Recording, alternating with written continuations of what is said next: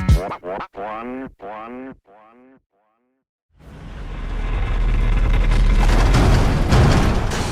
you won't let the monsters get me. What are you guys messing with up there? I thought that there were other dimensions. They wanted to try and make a window. Well, maybe your window turned out to be a door. Who she's gonna sacrifice to make it all better? We want the boy. You try it. Kill him!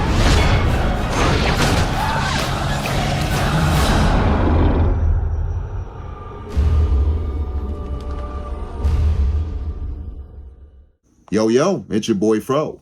And today I'm going to be talking about the 2007 flick, The Mist, directed by Frank Darabont and originating from a story written by Stephen King. So ain't nothing to it but to do it. Now, this is a movie that people either hate or they love it, mainly because of the ending. The ending is a big divide with the overall audience. But coming from Fro, I enjoy this movie.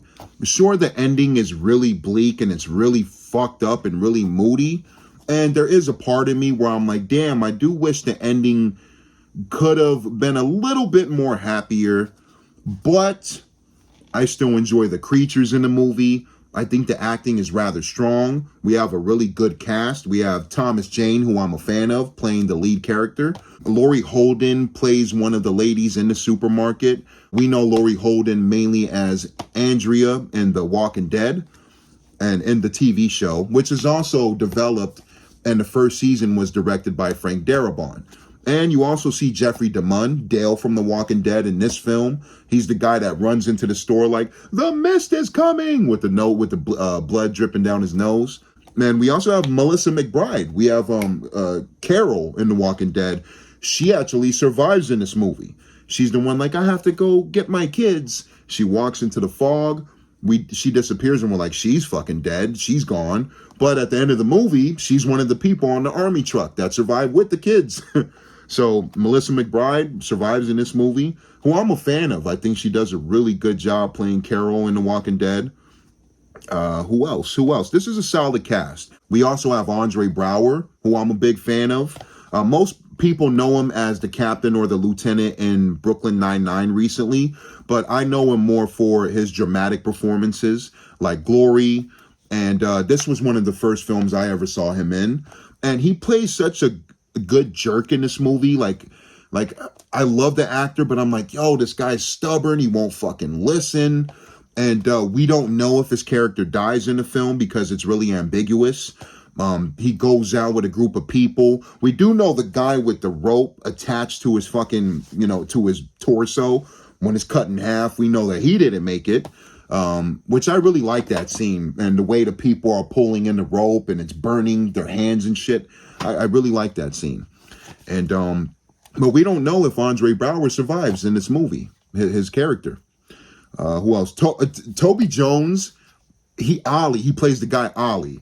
He's probably my favorite character in the whole movie, just because he has the revolver and he kicks ass when he needs to. There's going to be spoilers throughout this review, so if you've never seen this movie, please click off and come back later after you've seen it. If you don't mind spoilers, you can stick around, but Toby Jones, Ollie's death in this movie really fucks me up because he was my favorite character. And the way he goes out is still badass, but it's fucked up. You're like, oh man, like easily my favorite character in the whole movie. He kicks ass. Almost forgot. You can say the main villain in this movie, Marcia Gay Harden, plays one of the greatest villains I've ever seen in a movie. And you can argue that it's cartoonish. Her portrayal is like cartoonish as this religious nut that's like super fucking crazy, out of her mind, to the point where she's trying to sacrifice people to these creatures. Marcia Gay Harden, I thought, put in a fantastic performance because you hate her guts so much. And I think she did a really good job at us hating her character. Now, moving on to the creatures, I love the creature design. Now, we do have some CGI shots that can take you out of the movie a bit. I prefer my creatures on the practical effects side, and my blood and gore, etc. definitely on the practical. Not a big computer guy, but I don't mind it in this film. Personally, I think the creatures look rather good. They very creepy. Oh man, the spiders in the fucking in the garden scene, or in the back house scene where the characters are traveling to the other spot. They find like the MP guy. He's webbed up, spider webs everywhere, and he fucking explodes, and there's spiders exploding out of him. That scene is very hard to watch for me. I'm not a fan of spiders, but oh man, such a gruesome death. Like, that's arguably the most fucked up death in this whole movie. The dude, he's all webbed up, and oh man, it's just brutal death. But that scene's awesome because I love how the characters band together. I forget who it was. I can't remember if it was Ollie or another character. They get the spray can, and then they get the lighter, and they're like burning the spiders. And I really love that sequence. For the most part, we're in the supermarket with these characters, so I can understand if people are like, this movie's slow, not my cup of tea, because it's very dialogue heavy. But I think there's a perfect amount. You know, I can admit, maybe sometimes when I rewatch this movie, I'm like, okay, we can speed it up just a little bit. But for the most part, like about 90%, I was really invested with the characters. I really cared about Thomas Jane and his son, and him trying to have his family survive. Laurie Holden plays a pretty cool character in this movie. She's really chill, really supportive for Thomas Jane's character. I'm a little bit all over the place, but going back to the creatures, I do wish we got to see more of the final monster. The final one, with the huge one that they see while they're driving in the car. They stop and they look up in the sky, and there's this big fucking huge creature slowly walking, like thundering footsteps, and we see the tentacles attached to it, which appear to be the tentacles that attacked the supermarket early in the film, or like around the second quarter of the film. When we first see the tentacle with the sharp teeth on it, and it kills Norm. I believe the guy's name was Norm, the clerk. But that big creature, I really wish we got to see more of it. At least 2 more scenes, and I wish we got to see more of it in action. I do think it was a missed opportunity to not see more of the creature. And you can argue that less is more, and that it's effective enough to see him like that, where you're like, whoa, that's a huge fucking monster. But at the same time, I do feel like we should have seen more of it. The other creatures I like are the big fucking crabs, like the crab mutant monsters, and the ones that kill my guy Ollie. I do like those creatures. They're not in it for a big chunk of the movie, but when they show up, I thought they did enough damage. Again, big spoilers for those who haven't seen the movie. After all this time, they finally get away from the supermarket. Thomas Jane, Laurie Holden, his son, and the 2 old folks in the back that I really enjoy too. I believe it's either Jeffrey DeMunn or another old guy. And the older lady, I'm forgetting the character's name, but she kicks ass. So all of them are in the car. They're driving. They pass by Thomas Jane's house. We see his wife all webbed up in her corpse, so they didn't make it. They're driving along. The car stops. Thomas Jane only has, I believe, 4 or 5 bullets in a revolver.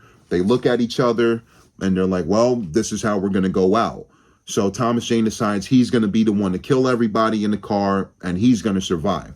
So boom, boom, boom. We don't see it on screen, but we don't see the bullets directly hitting them on screen, but we cut to outside where flashes are seen through the windows. And then we hear, ah! And Thomas Jane's freaking out, like, ah! He's freaking the fuck out. We see everybody's dead. His son's dead. He killed everybody. So he goes out the car. He's yelling at the sky, like, come on, kill me now. And we see the fucking army roll through. Army trucks start rolling through the fog. And literally, I'm just like, oh, what the fuck, man? If you waited 2 minutes or even a solid minute, all of you would have been saved, and it would have been a happy ending. It is a fucked up ending. I will admit that. And I can see why people don't love it. But to me, I like the dark nature of it. For some reason, I don't mind the ending. In my opinion, sure, I do wish we could have got a little bit more of a happier ending. I wouldn't have mind seeing them survive, especially all that they went through and being in that supermarket and facing these big ass creatures. I do wish that, I do wish the characters did survive, but I don't mind this ending either. So I don't hate it. I don't hate the ending. I don't love it, but I don't hate it. And Thomas Jane's performance, I think, really does a good job with how distraught that character is after having to fucking kill those people in the car. So the performance wins me over, but it is fucked up when you see those army trucks roll through. You're like, oh man, what the fuck?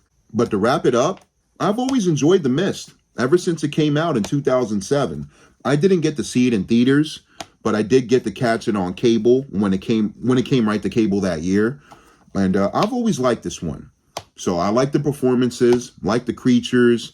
I like the overall tone and the atmosphere of the film. It's very dark and brooding.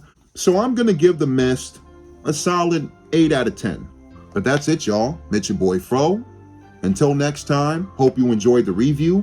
Did you like The Mist? Comment below. Did you hate The Mist because of the ending? Comment below. And it's all love. So ain't nothing to it but to do it. I'm out. Peace.